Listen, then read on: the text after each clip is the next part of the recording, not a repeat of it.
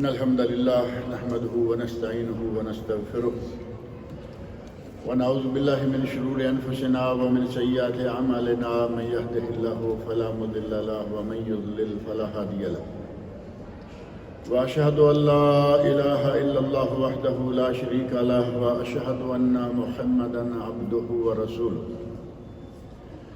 أما بعد فإن خير الحديث كتاب الله وخير الهدي هدي محمد صلى الله عليه وسلم وشر الأمور محدثاتها وكل محدثة بدعة وكل بدعة ضلالة وكل ضلالة في النار رب اشرح لي صدري ويسر لي أمري واحلل عقدة من لساني يفقهوا قولي رب أعوذ بك من همزات الشياطين وأعوذ بك رب أن يحضرون أعوذ بالله السميع العليم من الشيطان الرجيم يا أيها الذين آمنوا كتب عليكم الصيام كما كتب على الذين من قبلكم لعلكم تتقون اللہ رب العزت کی ہم پر بے شمار نعمتیں ہیں. اس نے ہمیں مسلمان بنایا، ہمیں اسلام جیسا کامل و مکمل دین عطا فرمایا، امت محمدیہ علی صاحب الصلاۃ والسلام کا فرد بنایا. ایک سے بڑھ کر ایک نعمت اللہ رب العزت نے ہمیں عطا فرمائی، اور قرآن کریم میں فرمایا وَإِن تَعُدُّوا نِعْمَةَ اللَّهِ لَا تُحْصُوهَا. سورہ ابراہیم اور سورۃ النحل دو مقامات پر یہی بات فرمائی کہ اگر تم میری نعمتوں کو گننا بھی چاہو وَإِن تَعُدُّوا نِعْمَةَ اللَّهِ، اللہ کی نعمتوں کو شمار بھی کرنا چاہو لا تحصوها، تم شمار نہیں کر سکتے. اس کی ان بے شمار نعمتوں میں سے ایک عظیم نعمت یہ بھی ہے کہ اس نے ہمیں ایک مرتبہ پھر رمضان المبارک کا روزہ رکھنے کی توفیق عطا فرما دی. دعا ہے کہ یہ جو چند گھڑیاں باقی ہیں اللہ تعالیٰ وہ بھی صحت و سلامتی کے ساتھ گزارے، اور ہمیں آپ کو تمام مسلمانوں کو اس رمضان کے مکمل روزے پورے آداب اور پوری شرائط کے ساتھ رکھنے کی توفیق عطا فرمائے. ہم رمضان کے بالکل اب قریب آ چکے ہیں، کوئی وقت باقی نہیں، چند گھڑیاں باقی ہیں، کیونکہ عین ممکن ہے کہ آج مغرب کے بعد رمضان شروع ہو جائے باذن اللہ. اور کچھ امکان یہ بھی ہے کہ آج نہیں تو کل، بس اب اتنا ہی امکان ہے. اس کے علاوہ کہیں کہ چند دن، وہ چند دن والی بات ختم ہو گئی ہے، چند گھنٹے یا ایک دن باقی ہے بس. اس کے ساتھ یہ دعا کرتے رہنا چاہیے کہ یا اللہ ہمیں ان مبارک گھڑیوں تک پہنچا جو رمضان کی گھڑیاں ہیں، کیونکہ کوئی نہیں جانتا کہ کس وقت کب ہو جائے. شاعر نے کہا ہے نہ خوش ہو اپنی منزل پر، کبھی ایسا بھی ہوتا ہے کہ ساحل کے قریب آ کر سفینے ڈوب جاتے ہیں. ہم ساحل کے بالکل قریب ہیں، اللہ رب العزت ہمیں ساحل تک، منزل مراد تک پہنچائے. یہ مبارک مہینہ ہمارے لیے انتہائی خوشی کا باعث ہے، کیونکہ اس میں اتنی فضیلتیں، ہمارے لیے اتنے فائدے ہیں کہ ایک مسلمان کو اس مہینے کی آمد کا سن کر، اس مہینے کے قریب پہنچنے کا سن کر دل میں انتہائی خوشی ہونی چاہیے، دل باغ باغ ہو جانا چاہیے کہ ہمارا رمضان آ رہا ہے. اور یہ بات بھی یقینی ہے کہ کچھ لوگ وہ بھی ہیں، مسلمانوں میں ان کا شمار ہے، مسلمان ہیں، لیکن اندر ہی اندر سے دل جو ہے وہ پریشان ہے کہ ابھی کل رمضان گزرا، پھر آ رہا ہے، روزے رکھنے ہوں گے، ڈیوٹیاں بھی کرنی ہیں. یہ بھی مسلمان ہیں. اللہ رب العزت ایسے مسلمانوں کے دلوں کو صحیح کرے اور وہ بھی ان ممتاز گھڑیوں، ان اعلیٰ اوقات کا اہتمام کر سکے، قدر کر سکے۔ ایسا نہیں ہونا چاہیے، بلکہ ہمیں اس رمضان کی آمد پر خوشی ہونی چاہیے، خوشی محسوس کرنی چاہیے، اور ہمیں باقاعدگی سے اپنی خوشی کا اظہار کرنا چاہیے۔ اے اللہ ہمیں ان گھڑیوں تک پہنچا۔ سلف صالحین امت کے بارے میں یہ ایک قول ملتا ہے، بعض علماء نے اپنی کتب میں نقل کیا، اور بعد میں بکثرت علماء یہ نقل کرتے آ رہے ہیں کہ سلف صالحین امت 6 مہینے دعائیں مانگا کرتے تھے کہ اے اللہ ہمیں رمضان تک پہنچا۔ 6 مہینے یہ دعائیں مانگتے کہ یا اللہ ہمیں اس وقت تک زندہ رکھ، ہمیں رمضان تک پہنچا، تاکہ ہم رمضان کے روزے رکھ کر اپنے رب کو راضی کر لیں۔ اور پھر یہ نہیں تھا کہ یہ رمضان گیا اور جان چھوٹی، بلکہ 6 مہینے اگلے یہ دعا مانگتے رہتے کہ یا اللہ ہم نے جو رمضان میں تیری عبادات سر انجام دی ہیں ان کو قبول فرما۔ گویا کہ ان کا دل سارا سال ہی رمضان کے ساتھ اٹکا رہتا تھا، اور ہمیں رمضان کی خبریں آنا شروع ہوں تو ہمارے ان بھائیوں کو تکلیف ہونا شروع ہو جاتی ہے۔ رمضان گزرے تب جا کے ان کی جان میں جان آتی ہے کہ چلیے جان چھوٹی۔ اللہ تعالیٰ ہمارے دلوں کو مومن بنائے، ہم اس مبارک مہینے کی صحیح معنوں میں قدر کر سکیں۔ اور یہ ہے کتنا لمبا، کتنا ہے ہماری زندگی میں رمضان المبارک کا طول کتنا ہے۔ اللہ رب العزت نے وہ آیت نمبر 184 سورۃ البقرہ میں بتا دیا اور فرمایا ایام معدودات، یہ تو گنتی کے چند دن ہیں۔ اور گنتی کے چند دن کتنے ہیں؟ نبی پاک صلی اللہ علیہ وسلم نے عربی مہینے کا عدد بتا دیا ہے۔ آپ نے اپنے دست مبارک سے انگلیوں سے باقاعدہ کہا ہمارا مہینہ اس طرح ہے، 10، 20 اور 30۔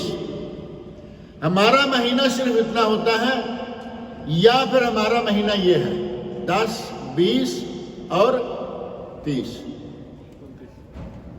29 کل یہ دن ہے۔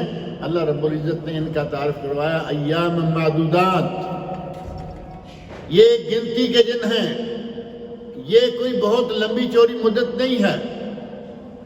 360 دنوں میں سے 360 دنوں میں سے یہ 30 دن ہے، اور 330 ہمیں مل گیا نا۔ 330 میں سے 30 بتاؤ کتنا وقت بنتا ہے۔ اللہ رب العزت کی یہ بہت بڑی نعمت ہے کہ ہم سے اللہ رب العزت نے اس مہینے، 1 مہینے کے روزے طلب کیے، اور قرآن کریم میں اللہ رب العزت نے 1 نہیں 2 مقامات پر ان روزوں کے فرض ہونے کا ذکر کیا۔ ایک مقام سورۃ البقرہ کی آیت 183 جو میں نے پڑھی ہے، یا ایھا الذین آمنوا کتب علیکم الصیام کما کتب علی الذین من قبلکم لعلکم تتقون۔ اے ایمان والو تم پر روزہ فرض کیا گیا ہے، رمضان کے روزے فرض کیے گئے ہیں، کما کتب علی الذین من قبلکم، جیسے کہ تم سے پہلے لوگوں پر یہ روزے فرض تھے۔ یعنی کوئی ہم ہی نہیں ہے کہ ہمیں روزے رکھنے کا حکم دیا گیا، بلکہ اللہ نے فرمایا کہ تم سے پہلے لوگوں پر بھی یہ روزے فرض تھے، اور روزے کا فائدہ بتا دیا اسی آیت کے آخری 2 لفظوں میں لعلکم تتقون، تاکہ تم متقی بن جاؤ۔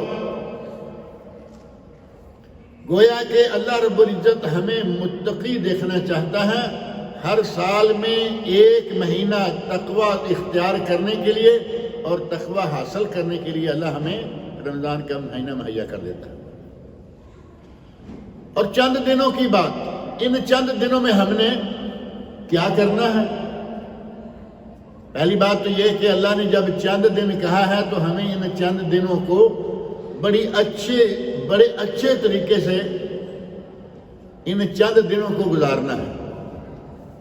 ایک ہماری عام نارمل لائف، روزانہ کی زندگی ہماری جو ہے وہ جیسے کیسے ہم گزار رہے ہیں، پورا سال گزارتے چلے جاتے ہیں، اور رمضان المبارک کے مہینہ کے لیے اللہ رب العزت فرما رہے ہیں کہ ہمیں ان چند دنوں کی قدر کرنا ہے۔ ایام معدودات، اصل میں ان گنتی کے دنوں کو گنتی کا کر کے اللہ ہمیں بتا رہے ہیں کہ خیال کرو، جیسے پہلے تم نے 330 دن گزار دیے ہیں، کہیں ایسا نہ ہو کہ یہ 30 دن بھی اسی طرح گزار دو، لہو و لعب میں، کھیل تماشے میں اور فالتو قسم کے کاموں میں۔ ان 30 دنوں کی یا 29 دنوں کی، 30 یا 29 یہی ہے نا تعداد رمضان المبارک کی، اور آپ دیکھتے ہوں گے یقیناً کہ اکثر اوقات رمضان 29 دن کا ہوتا ہے۔ کئی لوگوں نے کہتے ہیں یہ سعودیہ والے کھینچ تان کے 29 کر لیتے، یہ چاند کہاں سعودیہ والوں کے ہاتھ میں ہے؟ جو ان کے ہاتھ میں ہے مان لیتے ہیں کہ یہ کر لیتے ہیں، چاند اللہ کے ہاتھ میں۔ ہلال رمضان کو کوئی چڑھا نہیں سکتا، اور وہ چڑھ آئے تو اسے کوئی غائب نہیں کر سکتا، یہ اللہ رب العزت کے ہاتھ میں۔ یسألونک عن الأحلہ، اے میرے نبی، لوگ آپ سے ان ہلال کی مختلف شکلوں کے بارے میں پوچھتے ہیں۔ اللہ نے فرمایا ان سے کہہ دو کہ یہ تمہارے اوقات مقرر کرتے ہیں، ایام مقرر کرتے ہیں، تمہاری تاریخ مقرر کرتے ہیں، تو ان کا انتظام سارے کا سارا اللہ کے ہاتھ میں ہے۔ یہ سعودیہ والے نہ چڑھاتے ہیں نہ اس کو گم کر سکتے ہیں۔ 29 دن عموماً ہوتے ہیں، ان 29 دنوں میں ہمیں ایک چھوٹا سا پروگرام سمجھ لیں، ایک شیڈول سمجھ لیں، ان 30 دنوں کے لیے بطور خاص وہ بنانا ہے۔ پہلے دن گزر گئے، کبھی بر وقت نماز پڑھی، کبھی بے وقت پڑھی، کبھی باجماعت پڑھی، کبھی بے جماعت پڑھی، ایسا ہی ہو رہا نا، لاپرواہی سے، غفلت سے، کسی نہ کسی وجہ سے کبھی ہم باجماعت ہو جاتے ہیں، کبھی بے جماعت ہو رہے ہیں، کبھی بر وقت پڑھ رہے ہیں، کبھی بے وقت بھی پڑھ رہے ہیں، قضا کر کے بھی پڑھ رہے ہیں۔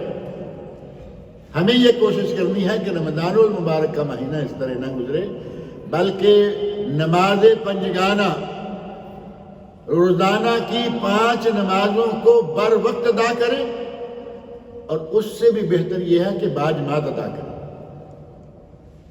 باجماعت ہوگی تو یقیناً بر وقت ہوگی۔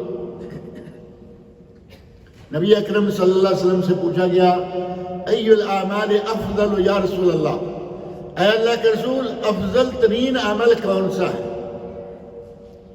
تو آپ نے افضل ترین اعمال میں سے فرمایا، الصلاۃ فی اول وقتہا، نماز کو اس کے اول وقت میں ادا کرنا، یہ ہے سب سے افضل ترین عمل۔ کوشش کریں کہ 5 وقت کی نماز باجماعت ہو، بر وقت ہو، اور خاص طور پر اس ماہ رمضان میں دوسری چیز جو ہمارے شیڈول میں آنی چاہیے، ہمارے پروگرام لسٹ میں آنی چاہیے، ہمیں جو پروگرام بنانا ہے اس میں اس کا خاص طور پر ایک خاص حصہ ہونا چاہیے، وہ ہے تلاوت قرآن کریم۔ پورے سال میں ہم کتنی تلاوت کرتے ہیں، ہر آدمی اپنے گریبان میں جان کے دیکھ سکتا ہے، اسے معلوم ہو جائے گا کہ میں نے اس پورے سال میں قرآن کریم کا کتنا حصہ پڑھا ہے۔ لیکن پورے سال کو اب چھوڑ دیجئے، یہ رمضان کا مہینہ ہے، یہ وہ مہینہ ہے جسے ماہ رمضان ماہ قرآن قرار دیا گیا کہ یہ قرآن کا مہینہ ہے۔ اور یہ بات نبی اکرم صلی اللہ علیہ وسلم نے بھی فرمائی، اور نہ صرف نبی صلی اللہ علیہ وسلم نے، بلکہ اس بات کا تذکرہ تو خود قرآن نے کیا ہے۔ قرآن کریم میں اللہ رب العزت نے ارشاد فرمایا ہے، شہر رمضان الذی انزل فیہ القرآن، یہ رمضان وہ مہینہ ہے جس میں قرآن نازل کیا گیا۔ کتابیں ساری رمضان میں نازل ہوئی ہیں، آپ کے علم میں رہے کہ پہلی کتابیں جو ہیں وہ بھی رمضان میں ہی نازل ہوئیں۔ رمضان اتنا مقدس مبارک مہینہ ہے کہ پہلی کتابیں بھی رمضان میں، اور اس قرآن کے رمضان میں نازل ہونے کا ذکر تو خود اللہ رب العزت نے قرآن کریم میں کر کے ہمیں بتا دیا، شہر رمضان الذی انزل فیہ القرآن، رمضان یہ وہ مہینہ ہے جس میں قرآن نازل کیا گیا، ھدی للناس وبینات من الھدی والفرقان، یہ لوگوں کے لیے ہدایت ہے، اس میں نشانیاں ہیں، اس میں حق و باطل میں فرق کرنے کی نشانیاں ہیں۔ اور آگے دو لفظوں میں فرمایا فمن شاہد منکم الشہر فلیصمہ، جو اس مہینے کو پائے، شاہدہ موجود ہو، تندرست و توانا ہو، بیمار نہ ہو، مقیم ہو، مسافر نہ ہو، اور اسے کوئی شرعی عذر نہ ہو، فلیصمہ، تو وہ اس مہینے کا روزہ رکھے۔ روزے کے فرض ہونے کی دوسری دلیل قرآن کریم سے آ گئی، کتبہ علیکم الصیام، تم پر روزہ فرض کیا گیا، فلیصمہ، جو موجود ہو، تندرست ہو، وہ روزہ رکھے۔ دو جگہ پر اللہ رب العزت نے قرآن کریم میں اس رمضان کے روزے کو فرض قرار دیا۔ نبی صلی اللہ علیہ وسلم کی احادیث اس پر بکثرت ہیں کہ رمضان کا روزہ فرض ہے۔ بنی الاسلام علی خمس، صحیح بخاری مسلم کی حدیث، اور یہ عام آپ لوگ جانتے ہیں، اسلام کی عمارت 5 ستونوں پر قائم ہے، یہ جملہ تو سب کو معلوم ہے نا، اور وہ 5 ستون جو ہیں ان میں سے ایک ستون نماز ہے۔ اگر ستونوں میں سے ایک ستون گر جائے تو عمارت جو ہے، آج کل بڑا اہتمام ہے، دیکھو ماشاءاللہ ہماری یہ مسجد اتنی بڑی مسجد ہے، 4 ستونوں پہ قائم ہے، یہ درمیان میں دیواروں کے اندر صرف 4 ستون، اور ان 4 ستونوں میں سے اللہ نہ کرے اگر کوئی اچانک ستون گر جائے تو عمارت گئی یا نہیں گئی؟ اسلام کی عمارت ان 5 ستونوں پر قائم ہے، جن میں سے ایک نماز ہے۔ اس بنی الاسلام علی خمس والی حدیث کے علاوہ بخاری مسلم کی ہی دوسری حدیث جس میں حضرت جبرائیل علیہ السلام کا ذکر ہے، آئے بیٹھے سوال پوچھے، اخبرنی عن الایمان، اخبرنی عن الاسلام، اخبرنی عن الاحسان، اخبرنی عن الساعہ، متی الساعہ۔ ایمان کیا ہے؟ 6 ارکان بتا دیے۔ اسلام کیا ہے؟ 5 ارکان بتا دیے۔ احسان کیا ہے؟ احسان کا تعارف کروا دیا، ان تعبد اللہ کأنک تراہ، تم اللہ کی عبادت اس انداز سے کرو کہ گویا تم اللہ کو دیکھ رہے ہو۔ فَإِن لَّمْ تَكُن تَرَاهُ فَإِنَّهُ يَرَاكَ، اگر وہ درجہ نہیں پا سکتے تو کم از کم یہ درجہ پا جاؤ کہ اللہ تمہیں دیکھ رہا ہے۔ جب ہم یہ درجہ پا جائیں گے تو پھر یقیناً نماز کو پورے اہتمام سے ادا کریں گے، نماز کے دوران جو غلط سلط حرکتیں ہم کرتے رہتے ہیں وہ نہیں کریں گے، اگر یہ یقین ہو جائے کہ ہمیں اللہ دیکھ رہا ہے۔ ہماری اپنے مینیجر کے ساتھ ملاقات ہوتی ہے، ہمیں باس بلاتا ہے آفس سے کہ میرے روم میں آؤ، میرے آفس میں آؤ، تو پہلے فوری طور پر اپنی جو تیاریاں ہیں، ٹائی سیٹ کرو، کوٹ سیٹ کرو، کوئی اپنا رومال سیٹ کر رہا ہے۔ کہاں جا رہے ہیں؟ باس کے پاس جا رہے ہیں، اور گھر سے مسجد میں آنا ہو، سلیپنگ سوٹ میں مسجد میں آ جاتے ہیں۔ سلیپنگ سوٹ میں لوگوں کو مسجد میں نمازیں پڑھتے دیکھا گیا ہے، آپ نے بھی دیکھا ہوگا، جبکہ اللہ رب العزت نے قرآن کریم میں فرمایا خذوا زینتکم عند کل مسجد، جب بھی نماز پڑھو تو کیا کرو؟ زینت اختیار کی۔ کبھی کوئی آدمی کہے کہ میں سلیپنگ سوٹ میں اپنے سسرال سے بھی چکر لگا کے آ گیا، وہاں زینت اختیار کر کے جاتے ہیں نا، بن ٹھن کے سمر کے جاتے ہیں، اور اللہ کے گھر میں آئے، اللہ نے فرمایا میرے گھر میں آؤ، زینت اختیار کر کے آؤ، مسجد میں آئے تو جیسا کیسا لباس پہنا ہوا ہے، اب آج کل کچھ تھوڑا رواج کم ہو رہا ہے. تھوڑا پچھلے دنوں میں ایک پائجامہ نکل آیا تھا، آدھا سا پائجامہ، برمودا کہتے تھے اس کو، آدھا پائجامہ، گھومتے پھرتے سیر کرتے اسی پائجامے سے آگے، کہیں کبھی گھٹنے آدھے ننگے ہیں، کبھی پورے گھٹنے ننگے ہیں. یقین مانو کہ اس آدمی کی نماز نہیں ہوتی. نماز کے لیے پورا ساتر نماز کا لباس فرض ہے، شرط ہے، اور اس کے گھٹنے ننگے ہو رہے ہیں. مرد کا گھٹنوں سے لے کر اوپر تک سارے کا سارا پردہ ہے. جس کے گھٹنے ننگے ہوں اس کی نماز نہیں ہوتی. مسجد میں آئیں، کوئی اہتمام نہیں، جیسے چاہے نکلے یا چلے آ رہے ہیں. بہرحال رمضان ہو غیر رمضان ہو، یہ تو ہر وقت کے کام ہے. نماز پڑھیں، اس کا اہتمام کریں، اچھا لباس ہونا چاہیے. اور مسجد میں آئیں تو اگر جمعہ کے دن آئیں تو خوشبو وغیرہ لگا کے آئیں. ہمارے بعض مسجدیں ایسی ہیں، ان مسجدوں میں جائیں تو مسجد کے اندر داخل ہوتے ہوئے، معذرت کے ساتھ میں بھی آپ میں سے ہوں، آپ جانتے ہیں کہ میں بھی آپ کے ملک کا ایک فرد ہوں. مسجد میں داخل ہوتے ہی پتہ چل جاتا ہے کہ مسجد یقیناً پاکستانی نہیں لوگوں کے، پسینے کی سمیل آ رہی ہوگی مسجد میں داخل. کیوں؟ کیونکہ ہمیں کوئی پرواہ نہیں کہ ہم مسجد میں جا رہے ہیں، کہاں جا رہے ہیں، باگے چلے آ رہے ہیں. کئی لوگ یقین مانیں کہ ان مسجدوں میں جہاں بکثرت پاکستانی ہندی بنگالی ہوتے ہیں وہاں نماز پڑھنے کے لیے نہیں آتے. خاص طور پر کچھ لوگ زیادہ ہی نخرے والے ہوتے ہیں نا. ایک مرتبہ ڈاکٹر عبداللہ المطلق شیخ ہیں، بہت بڑے اور مشیر ہیں دیوان حاکم کے، عالم ہیں، حیات کبار العلماء کے فرد ہیں.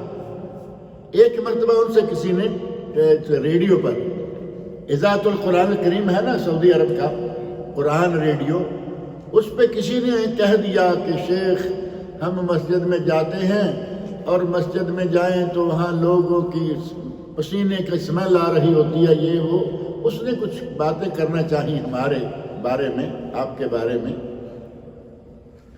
یقین مانیں کہ اللہ تعالیٰ جزائے خیر دے ڈاکٹر شیخ عبداللہ مطلق کو. اس نے اتنا جھاڑا اس آدمی کو، اتنا اس کو سرزنش کی، اتنے سخت الفاظ میں کہا کہ آج تم بڑے نخرے کر رہے ہو، کل تک تمہارے ماں باپ کو صابن نہیں ملتا تھا.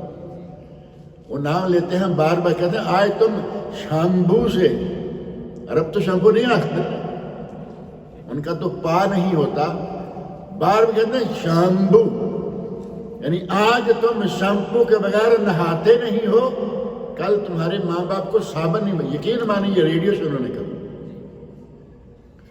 انہوں نے تو اچھا کہا، لیکن ہمیں بھی تو اچھا بننا چاہیے یا نہیں؟ ہم کہیں نہیں شیخ نے کہہ دیا ہے، ان کے ماں باپ کو پہلے صابن نہیں ملتا تھا، ہم اپنی مرضی سے جیسے چاہیں. کوشش کریں مسجد میں آئیں اچھا لباس پہن کے. میں بات کر رہا تھا کہ یہ رمضان ماہ قرآن ہے، اس میں قرآن نازل ہوا، پہلی کتابیں اسی مہینے میں نازل ہوئیں. اللہ رب العزت نے اس کے رمضان میں نازل ہونے کا تذکرہ خود فرما دیا. ہمیں عام زندگی اپنی روٹین سے نکل کر اس رمضان میں قرآن کریم کے لیے ایک خاص وقت مقرر کرنا ہوگا. 1 گھنٹہ بلا ناغہ، جسے اللہ توفیق دے 2 ڈھائی 3 گھنٹے. کچھ اور کام بھی کرنے والے ہیں قرآن کے ساتھ ساتھ. 1 گھنٹہ نہیں، اور کتنا کم کر سکتے ہیں؟ آدھا گھنٹہ. آدھا گھنٹہ تو دے سکتے ہیں نا ہر آدمی. 24 گھنٹوں میں سے آدھا گھنٹہ قرآن کریم کو دے دو، اور اس آدھے گھنٹے میں آپ یقیناً 1 سپارہ قرآن کریم کا پڑھ سکتے ہیں. اگر آپ تلاوت سادہ سے کرتے ہیں تو 1 سپارہ آرام سے آپ پڑھ لیں گے. 30 دنوں میں 30 سپارے قرآن کریم مکمل کر لیں گے. کچھ ایسا پروگرام مرتب کریں اپنا کہ قرآن کریم کو ایک مناسب وقت آپ دے سکیں، اور دینا چاہیے. نبی صلی اللہ علیہ وسلم ہر سال رمضان میں جبرائیل علیہ السلام کے ساتھ مل کر اس قرآن کریم کا دور کیا کرتے تھے. جتنا قرآن نازل ہو چکا ہوتا رمضان مبارک میں نبی صلی اللہ علیہ وسلم جبرائیل علیہ السلام کے ساتھ مل کر دور کرتے. اور جس سال نبی اکرم صلی اللہ علیہ وسلم کی وفات ہوئی ہے اس سال جبرائیل علیہ السلام 2 مرتبہ ہے. قرآن کریم کا دور 2 مرتبہ ہوا. نبی صلی اللہ علیہ وسلم کی وفات کی خبریں، وفات کی طرف اشارے یہ پہلے شروع ہو گئے تھے. رمضان میں 2 مرتبہ قرآن کریم ختم کرنا، اس کے بعد حج کے موقع پر آپ کا بار بار کہنا کہ شاید میں یہاں دوبارہ تم سے کبھی نہ مل سکوں. حضرت معاذ بن جبل رضی اللہ عنہ کو بھیجا یمن کی طرف، کہا معاذ آج کے بعد شاید تم مجھے یہاں نہ پاؤ، شاید تمہیں میری مسجد اور میری قبر کے پاس سے گزرنا پڑے. یہ اشارات پہلے مل چکے تھے. تو رمضان المبارک میں نبی اکرم صلی اللہ علیہ وسلم نے قرآن کریم کو جبرائیل علیہ السلام کے ساتھ 2 مرتبہ دہرایا. ہمیں چاہیے کہ قرآن کریم کا اونچے طاقوں سے اتار لیں. ہمارے یہاں تو یہ معروف ہے نا، قرآن کریم رکھا ہوا ہے ادب احترام کے نام پر کافی اونچا. اتنا اونچا ہوتا ہے کہ بندے کے سر سے تو کم از کم اونچا ہو جائے، اور پھر وہ اتنا اونچا ہو جاتا ہے کہ ہماری دسترس کا لفظ جو ہے یہ فارسی اردو دونوں میں آتا ہے. دست کا معنی کیا ہے بھلا؟ دست راست، سیدھا ہاتھ. قرآن پورا سال ہماری دسترس سے باہر رہتا ہے، ہمارا ہاتھ ہی نہیں پہنچ پاتا. وہاں رکھ دیتے ہیں، دیکھا ابھی سیڑھی لگانی پڑے گی، کوئی چھوٹا ٹیبل رکھنا پڑے گا، ٹھیک ہے پڑا رہے. اب وہ بات چھوڑیے، رمضان کا مہینہ آ رہا ہے، اس کو نیچے اتار لیجیے اور نیچے اتار کر کسی ایسی جگہ پر رکھیے کہ آتے جاتے آپ کی نظر پڑے کہ میرے پاس قرآن پڑا ہے، میں نے تلاوت کرنی ہے، آج کا ورد مکمل کرنا ہے. 1 سپارہ، 1.5 سپارہ، 2 سپارے، 4 سپارے، جتنا آپ نے طے کیا ہوا ہے. اور نظر سے اوپر ہو جائے گا نا تو کہتے ہیں out of sight out of mind. Urdu والے کہتے ہیں آنکھ ہو جل پہاڑ ہو جل. آنکھ سے دور ہو گیا تو وہ گویا کہ پہاڑ سے بھی دور چلا گیا. قرآن کریم کو نیچے اتاریے، اپنی اتنی اونچائی پہ اسے نہ رکھیے کہ آپ کے ہاتھ میں ہی نہ آنے پائے. نبی صلی اللہ علیہ وسلم نے جبرائیل علیہ السلام کے ساتھ آخری رمضان میں 2 مرتبہ قرآن کریم کو دہرایا تھا. اور تلاوت قرآن، ترجمہ تفسیر قرآن کی اتنی اہمیت ہے کہ امام مالک جیسا عظیم انسان، جن کو امام دار الہجرت کہا جاتا ہے، امام دار الہجرت. دار الہجرت کون سی جگہ ہے؟ مدینہ منورہ. مکہ مکرمہ سے ہجرت کر کے نبی صلی اللہ علیہ وسلم کہاں گئے تھے؟ مدینہ منورہ. مدینہ منورہ کو نبی صلی اللہ علیہ وسلم کا دار الہجرت کہا جاتا ہے. اور جب یہ کہا جائے نا امام دار الہجرت، تو کوئی امام وہاں نہیں، صرف امام مالک رحمۃ اللہ علیہ. مسجد نبوی میں بیٹھ کر نبی اکرم صلی اللہ علیہ وسلم کی حدیث کا درس دیا کرتے تھے. اور مسجد نبوی میں بیٹھ کر انہوں نے ایک بات کہی ہے جو ہم سب تو کیا ہے، ہمارے بڑے بڑے علماء اور امام بھولے ہوئے ہیں. امام مالک رحمۃ اللہ نے فرمایا کلن یقبل و یرد علیہ، کلن یؤخذ و یرد علیہ.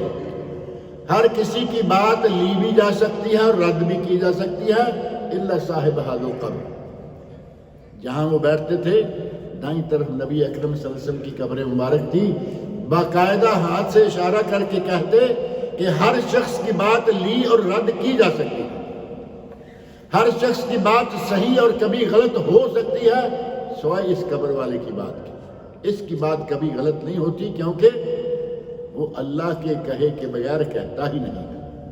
سورۃ النجم، وما ينطق عن الهوى ان هو الا وحی یوحى.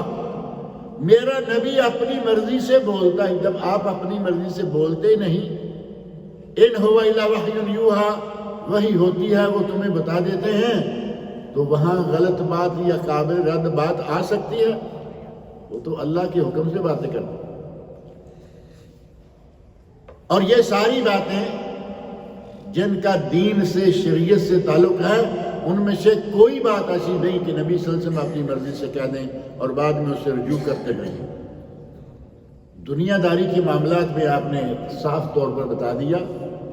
ایک مرتبہ ایک واقعہ بڑا پیش آیا، نبی صلی اللہ علیہ وسلم نے فرمایا کہ یہ تم کھجوروں کے اوپر کیا جھاڑتے ہو؟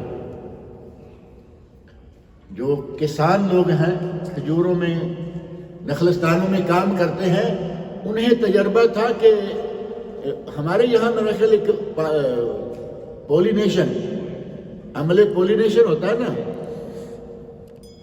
بعض پھلوں، بعض پھولوں، بعض فصلوں کو اس کے نر کے کہیں گے دانے یا نر کا غبار یا کچھ جو بھی شے ہوتی ہے وہ دیتے ہیں، اس سے فصل یا وہ پھول یا وہ پھل زیادہ ہوتا ہے، پولینیشن۔ نبی اکرم صلی اللہ علیہ وسلم نے ان صحابہ کو، اپنے صحابہ کو دیکھا کہ یہ پولینیشن کرتے ہیں، کھجوروں کے اوپر جا کر یہ کچھ ایسے جھاڑ کے آتے ہیں۔ فرمایا یہ کیا کرتے ہو؟ کہا یا رسول اللہ اس سے پھل زیادہ ہوتا ہے۔ صحابہ کرام نے نبی اکرم صلی اللہ علیہ وسلم کا رخ مبارک اندازہ کیا کہ آپ کو یہ بات اچھی نہیں لگ رہی، انہوں نے چھوڑ دیا۔ اگلے سال یہ پولینیشن کا عمل انہوں نے نہیں کیا، کھجوریں کم ہوئی، کھجوریں کم ہوئی۔ نبی اکرم صلی اللہ علیہ وسلم کے پاس آ کے انہوں نے پھر ظاہر کی شکایت کی، یا رسول اللہ ہم نے اس مرتبہ پولینیشن کا کام نہیں کیا، کھجوریں کم ہوئی ہیں۔ تو آپ نے یہ نہیں کہا کہ میں نبی اور میری بات نہیں، فرمایا انتم اعلم بدنیاکم، اپنے دنیاوی معاملات میں تم بہتر سمجھتے ہو، کیونکہ میرا تعلق ہے شرعی معاملات سے۔ شرعی معاملات میں کوئی بات نبی صلی اللہ علیہ وسلم کی زبان مبارک سے اللہ کے حکم کے بغیر نہیں نکلتی۔ دنیاوی معاملات جو ہے فرمایا تم جانو، تمہارا کام جانے۔ جو نبی اکرم صلی اللہ علیہ وسلم اللہ کی منشا کے بغیر بولتے ہی نہیں، ان کی بات میں سے کوئی بات رد کی جا سکتی ہے؟ لیکن آج کی جا رہی ہیں یا نہیں؟ آج بہت ساری احادیث مبارکہ جو صحیح سند سے ثابت ہیں، محض میرے امام، میرے استاد، میرے فلاں اور میرے فلاں نے یہ کہا ہے، میں اس حدیث پہ عمل نہیں کرتا چونکہ میں ان کو مانتا ہوں۔ کس قدر یہ عجیب سی بات ہے کہ نبی پاک صلی اللہ علیہ وسلم کی بات کو چھوڑ دیا جائے اور میرے تیرے آپ میں سے کسی پڑھے لکھے آدمی کی بات لے لی جائے، یہ کوئی بات نہیں۔ آج یہ ہو رہا ہے، لیکن امام مالک رحمۃ اللہ علیہ کہہ کے گئے ہیں کسی کی بھی بات چھوڑی جا سکتی ہے سوائے اس شخص کی بات کی۔ نبی پاک صلی اللہ علیہ وسلم کی بات کو رد نہیں کیا جا سکتا۔ وہ مسجد نبوی میں درس دیا کرتے تھے، لیکن رمضان آتا تو درس بند کر دیتے۔ رمضان المبارک آتا تو ساری کتابیں پڑھانا، درس دینا بند کر کے بیٹھ جاتے تھے قرآن کریم کی تلاوت کے لیے۔ یہ عمل امام مالک رحمۃ اللہ علیہ کا عمل ہر عالم نے اپنی کتابوں میں نقل کیا ہے کہ وہ رمضان المبارک میں درس نہیں دیتے تھے۔ درس میں ظاہر ہے کہ کافی وقت لگتا، کچھ باتیں ایسی ہیں جو آتی، لیکن وہ اپنے وقت کو خالص قرآن کریم کی تلاوت کے لیے وقف کر دیا کرتے ہیں۔ ہمیں بھی چاہیے کہ کم از کم ماہ رمضان میں یہ کام کریں۔ اور نبی اکرم صلی اللہ علیہ وسلم نے نماز تراویح باجماعت پڑھائی ہے یا نہیں؟ پڑھائی ہے۔ 3 دن آپ نے باجماعت نماز تراویح پڑھائی، اور پھر آپ نے تراویح پڑھانا چھوڑ دیا، تراویح نہیں چھوڑی، جماعت کرانا چھوڑ دیا۔ نبی اکرم صلی اللہ علیہ وسلم سے صحابہ پوچھتے ہیں یا رسول اللہ، آپ نے فرمایا میں نے تمہارا یہاں جمع ہونا اور اس طرح مسجد کا بھر جانا دیکھ لیا تھا، لیکن میں نہیں نکلا، کہیں تم پر فرض نہ ہو جائے۔ میں ڈر گیا کہ کہیں تم پر یہ تراویح فرض نہ ہو جائے اور تم یہ نہ کر پاؤ۔ یعنی پہلے 5 نمازیں فرض ہیں، یہ 6ٹھی فرض ہو گئی، تو تمہارے لیے بوجھ ہو جائے گا، میں اس لیے باہر نہیں نکلا۔ حضرت عمر فاروق رضی اللہ عنہ نے دیکھا کہ اب تو فرض ہونے والی بات ختم ہو گئی، وحی کا سلسلہ منقطع ہو گیا، اب میں لوگوں کو ایک امام پہ اکٹھے کر دیتا ہوں۔ انہوں نے 2 امام مقرر کیے، حضرت ابی بن کعب رضی اللہ عنہ اور حضرت تمیم داری۔ ان 2 ائمہ کو مقرر کیا کہ آپ باری باری مسجد نبوی میں تراویح پڑھایا کریں، اور ان میں سے تمیم داری صحابی ہیں، اکثر صحابہ میں سے زیادہ بہتر قرآن کے قاری ہیں، اس لیے ان کو مقرر کیا۔ اور حضرت ابی بن کعب رضی اللہ عنہ کون ہیں؟ یہ وہ قاری ہیں، وہ صحابی ہیں جن کے بارے میں اللہ رب العزت نے نبی صلی اللہ علیہ وسلم کو حکم دیا کہ ابی بن کعب کے سامنے سورۃ البینہ پڑھو۔ مقام دیکھیں، آپ نبی ہیں، آپ نے انہیں سکھلایا ہے، لیکن وہ قرآن کے اتنے ماہر قاری ہیں کہ نبی صلی اللہ علیہ وسلم کو لوگوں کو ترغیب دلانے کے لیے کہ قرآن سیکھو، قرآن سمجھو، قرآن کی تجوید قواعد کو اچھی طرح جانو، فرمایا ابی بن کعب کے سامنے آپ یا ان کے پاس بیٹھ کر قرآن پڑھیں، یعنی ان سے نہیں، ان کے پاس بیٹھ کر۔ کتنا مقام ہے صحابی کا۔ حضرت ابی بن کعب رضی اللہ عنہ فرماتے ہیں، یا رسول اللہ، کیا اللہ تعالیٰ نے میرا نام لے کر آپ کو یہ بات کہی؟ حضرت تصور میں لائیے بات، کیا اللہ تعالیٰ نے میرا نام لیا؟ نبی صلی اللہ علیہ وسلم فرمایا، ہاں اللہ نے تیرا نام لے کر یہ بات کہی۔ کتنی خوشی ہوگی کسی آدمی کو۔ پورے قرآن کریم میں ایک صحابی کا نام ہے، اور یہاں نبی اکرم صلی اللہ علیہ وسلم فرما رہے ہیں، ابی اللہ نے تیرا نام لے کر مجھے کہا کہ ان کے پاس قرآن پڑھو۔ حضرت ابی بن کعب رضی اللہ عنہ خوشی کے فرط مسرت سے بندن ٹوٹ گئے، زار و قطار ہونا شروع کر کہ میرا نام اللہ رب العزت نے لیا آسمانوں پر۔ رمضان المبارک میں حضرت عمر فاروق نے 2 صحابہ کو مقرر کر دیا تراویح پڑھانے کے لیے۔ سنت ہے، سنت مسلسل شروع آ رہی ہے، ہمیں کوشش کرنی چاہیے کہ تراویح پڑھیں۔ ہمارے بہت سارے ایسے بھائی ہیں، وہ نماز پڑھ لیتے ہیں، باجماعت کے پڑھیں گے، فرض پڑھیں گے، اور فرض پڑھنے کے ساتھ ہی وہ نکل جاتے ہیں۔ فرض پڑھے، بہت لوگوں کو دیکھا ہے کہ 4 رکعت پڑھی اور گئے، 4 رکعت نماز پڑھی نکل گئے۔ کوئی 2 والے بھی ہیں، لیکن چلو 2 والوں کو چھوڑ دیتے ہیں، 4 پڑھی نکل گئے، کوئی 6 پڑھی نکل گئے، جیسے کسی کا جی چاہتا ہے پھر امام کو چھوڑ کے نکل جاتے ہیں۔ جبکہ سنن ترمذی میں صحیح سند سے ثابت ایک حدیث ہے، آپ اس حدیث کو ذہن میں رکھیں، انشاءاللہ تعالی یہ بہت کام کی حدیث ہے۔ من قام مع الامام حتی ینصرف، جو آدمی تراویح پڑھنے کے لیے امام کے ساتھ کھڑا رہا اور تب تک کھڑا رہا جب تک وہ تراویح پڑھاتا رہا، 4 رکعتیں، 6 رکعتیں، 8 رکعتیں، حتیٰ کہ میں کہتا ہوں 20 رکعتیں، امام کے ساتھ کھڑا ہوا ہے، اس کے ساتھ کھڑا رہے حتیٰ ینصرف۔ اس آدمی کے لیے فرمایا لہو قیام اللیل، لہو قیام لیلہ، اسے اس پوری رات کے قیام کا ثواب ملے گا۔ کام کتنا کیا ہے؟ امام کے ساتھ باجماعت تراویح پڑھی، امام کے ساتھ وتر کی نماز پڑھی اور نکلا۔ پوری قیام رات کے، پوری رات کے قیام کا اللہ رب العزت ثواب عطا کرے۔ یہ عادت چھوڑے کہ 2 پڑھی نکل گئے، 4 پڑھی نکل گئے، یا فرض پڑھے نکل گئے۔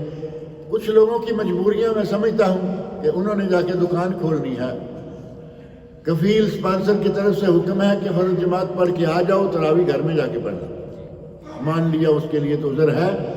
میں نکلا عذر کی وجہ سے، شفا بھائی بھی چل دیے، یہ بھی چل دیے، وہ بھی چل دیے، کہ ایک نکلا ہے، دیکھتے دیکھتے اس وقت کئی لوگ نکل رہے ہوتے ہیں۔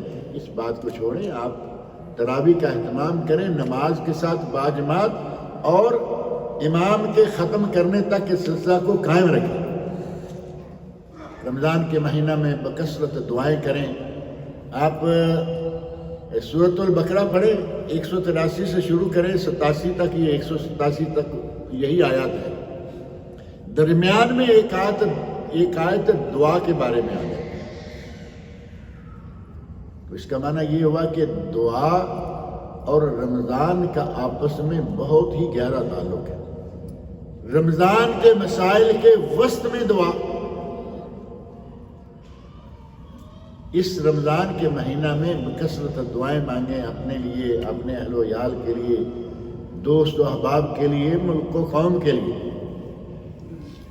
آج وبا پھیلی ہوئی ہے، الحمدللہ سکڑتی جا رہی ہے، بڑی زبردست پھیلی ہوئی تھی کورونا کووڈ-19 جو ہے، آج الحمدللہ یہاں دیکھیں آج صفحے مل گئی نا، الحمدللہ صفحے مل گئی۔ امام کی زبان سے تراسو، یہ لفظ 2 سال سے نہیں نکل رہا تھا، یہ کہتے تھے استو صفحے سیدھی کر لو۔ سیدھی تو ظاہر ہے کہ وہاں بھی آدمی کھڑا ہے، یہاں بھی کھڑا ہے، وہاں بھی کھڑا ہے، 3 آدمی سیدھے تو کھڑے ہیں نا۔ یہ تراسو کوئی نہیں کہتا تھا، کیونکہ 1 میٹر 1.5 میٹر آدھا میٹر جگہ رکھی ہوئی ہے۔ اب امام کی زبان سے یہ الفاظ سن کر نا، استو تراسو سووا صفوفکم لا تترکوا الفرج للشیطان سد الخلل، یہ الفاظ سن کے اب کتنا اچھا لگنا شروع ہو گیا دوبارہ۔ اللہ رب العزت ہم سے اس وبا کو اٹھائے اور تمام امت اسلامیہ کو مل کر اکٹھے ہو کر نمازیں پڑھنے کی توفیق عطا فرمائے۔ مسجدوں میں الحمدللہ یہ سلسلہ ہو گیا، یہ ماسک باہر انہوں نے کہا کہ کسی کو لینا ہے لے، نہیں لینا لے نہ لے، کچھ بند جگہوں پہ تھوڑی سی پابندی رکھی ہے، اور وہ بھی احتیاط ہے، اچھی بات ہے، رکھنی چاہیے۔ تھوڑی سی جگہ پر بہت زیادہ لوگ جمع ہیں، ماسک پہن لو۔ اور آپ کو معلوم ہے کہ ہم تو اس بیماری کے آنے سے ماسک سے متعارف ہوئے ہیں، ڈاکٹر لوگ تو ہمیشہ سے ہم دیکھتے ہیں، وہ یعنی میڈیکلی طور پر ایک احتیاط یہ ہے، اختیار کرنے میں کوئی حرج نہیں ہے، لیکن کوشش کریں کہ آپ جتنا بھی ہو سکے مساجد میں آ کے مل کے۔ اب ہمیں جو 2 سال کی عادت پڑی ہوئی ہے نا، اس کو ہم چھوڑنے کے لیے تیار نہیں ہیں۔ 2 سال میں ہم پاؤں سے پاؤں نہیں ملاتے تھے، بلکہ کندھے سے کندھا نہیں ملتا تھا، یوں کہا جائے کہ دور دور رہتے تھے۔ اب ان 2 سالوں میں ہماری عادت کچھ ایسی بنی ہے کہ تھوڑی سی تو پہلے ہی تھی، تھوڑی سی تو یہ عادت پہلے ہی تھی کہ صفحے نہیں بناتے تھے سیاح، صفوں کے درمیان خالی جگہ ہوتی تھی۔ حالانکہ نبی صلی اللہ علیہ وسلم فرمایا کہ میں دیکھتا ہوں شیطان 2 آدمیوں کے درمیان بکری کے بچے کی طرح آ کے گھس جاتا ہے، یہاں بھی گھس گیا، وہاں بھی گھس گیا۔ ظاہر ہے کہ اللہ نے اسے اتنی طاقت دی اور اتنی فوجیں دی ہوئی ہیں، جب 2 مسلمانوں کے یا 2 نمازیوں کے درمیان شیطان ہوگا تو وہ کیا کرے گا؟ ان کو خشوع خضوع پر لگائے گا یا ان کو ادھر ادھر کی باتوں پہ لگائے گا؟ ہم نے وہ چھوڑے رکھی۔ کئی لوگوں نے یہ بات کہا کہ کیا بات کرتے ہو، 2 لوگوں کے درمیان شیطان آ جاتا ہے، اگر اسے آنا ہی ہے تو ایک ہی آدمی کی ٹانگوں کے درمیان جگہ ہوتی ہے، وہاں کیوں نہیں آ جاتا؟ یعنی ہم نے دائیں بائیں پاؤں ملا بھی لیے ٹانگوں کے نیچے۔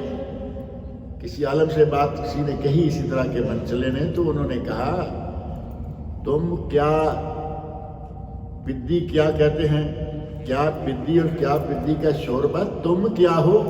یہ وہ شیطان ہے کہ آدم کے سامنے نہیں جھکا، تمہارے نیچے آ جائے گا، ایسا وہ نہیں کرے گا۔ بات سمجھ میں آئی نہیں؟ شیطان کے سامنے اس نے سجدہ، شیطان کے نیچے تو سجدہ کرنے کا نہیں کہا گیا۔ اسجدوا لآدم، آدم کو سجدہ کرو، سجدہ کیا جاتا ہے کسی چیز کو سامنے رکھ کر۔ کہا کہ اس نے تو آدم کو سجدہ نہیں کیا تھا، تمہارے نیچے پاؤں کے ٹانگوں کے نیچے آ کے کھڑا ہو جائے گا، اپنی درمیان والی جگہ کو بند رکھو، وہاں کھڑا ہوتا ہے۔ اور یہ عادت اب چھوڑ دیجئے 1 میٹر 1/2 میٹر، اب پاؤں سے پاؤں ملا کے کھڑا ہوا کیجئے، جیسا کہ نبی اکرم صلی اللہ علیہ وسلم نے اس سلسلے میں ہمیں سکھلایا۔ اور ایک بات یہ ہے کہ رمضان المبارک میں اللہ رب العزت عمرے کا بہت ہی زیادہ ثواب دیتا ہے. عمرے کا ثواب تو ویسے ہی بہت ہے، لیکن بخاری و مسلم کی حدیث میں نبی اکرم صلی اللہ علیہ وسلم فرماتے ہیں عمرہ فی رمضان تعدل حجہ، اور ایک روایت میں ہے تعدل حجۃ معی. رمضان میں عمرہ اتنا ثواب دیتا، اتنا اجر ہوتا ہے گویا کہ اس نے میرے ساتھ حج کیا ہے، گویا کہ اس نے نبی صلی اللہ علیہ وسلم کے ساتھ حج کیا. حجۃ الوداع میں گویا کے شریک ہے. اہل علم نے اس کی شرح میں یہ بات لکھی ہے کہ ایسا نہیں ہے کہ فزیکلی وہ ثواب ہے. فزیکلی وہ ثواب ہو تو آدمی صحابی ہو گیا، جس نے رمضان میں عمرہ کر لیا، گویا نبی صلی اللہ علیہ وسلم کے ساتھ عمرہ کر لیا، تو وہ تو پھر صحابی ہو گیا. ایسا نہیں، اجر و ثواب میں وہ اتنا ثواب حاصل کر لے گا جتنا کہ حجۃ الوداع میں لوگوں کو حاصل ہوا رمضان میں عمرہ کرنے کا. کئی لوگ کہتے ہیں کہ رمضان میں عمرہ جو ہے وہ آخری عشرہ میں کریں گے تب یہ ثواب ہوگا. ایسا کچھ نہیں. پورا رمضان، ایک رمضان سے لے کر آخر رمضان تک جب بھی رمضان میں آپ عمرہ کریں انشاءاللہ آپ کو وہ ثواب ملے گا جو نبی اکرم صلی اللہ علیہ وسلم نے یہاں بتایا ہے. اور ایک بات یہاں میں اور ذکر کر دوں کہ نبی صلی اللہ علیہ وسلم نے جتنے عمرے کیے ہیں، آپ نے عموماً معروف ہے 4 عمرے، حج والے عمرے سمیت الگ سے 3. آپ نے جتنے بھی عمرے کیے ہیں وہ ذوالقعدہ میں کیے ہیں. ذوالقعدہ حج سے ایک مہینہ، حج والے مہینہ ذوالحجہ ہے نا، اس سے 1 مہینہ پہلے والا مہینہ. آپ نے سارے نفل عمرے ذوالقعدہ میں کیے ہیں. تو ہمیں یہ بھی تھوڑا سا اہتمام کرنا چاہیے. کبھی ایسا نہیں ہو سکتا کہ اللہ نبی پاک صلی اللہ علیہ وسلم کے لیے وہ مہینہ اختیار کرے عمرے کے لیے جو مہینہ کوئی ثواب نہ رکھتا ہو، کوئی اہمیت نہ رکھتا ہو. اگر نبی صلی اللہ علیہ وسلم کے لیے ہر مرتبہ اللہ نے ذوالقعدہ کو اختیار کیا ہے تو ہمیں اس مہینے پر بھی تھوڑی سی توجہ دینی چاہیے. ذوالقعدہ میں عمرہ کریں، رمضان میں عمرہ کریں. ہمارے لوگ نہ ذوالقعدہ میں کریں گے نہ رمضان میں، رجب میں گئے ہوئے. عجیب حالت بنائی ہوئی ہے. جس کے ساتھ تاریخ کا عمرے سے کوئی تعلق نہیں، رجب میں عمرے کا کوئی تعلق نہیں. کریں ثواب ہے، ٹھیک ہے، لیکن سارا سال چھوڑ کر صرف رجب میں جاتے ہیں. ایک بنائی ہوئی ہے اپنی طرف سے روایت اپنی، اسی کے کھاتے میں، جبکہ ایسا کچھ بھی نہیں ہے. اللہ رب العزت نے ہمیں یہ بڑا بہترین موقع دیا ہے اور اس موقع پر، اس موضوع پر انشاءاللہ گفتگو ہوا کرے گی. اللہ رب العزت سے دعا ہے کہ مجھے اور آپ سب لوگوں کو نیک عمل کی توفیق عطا فرمائے.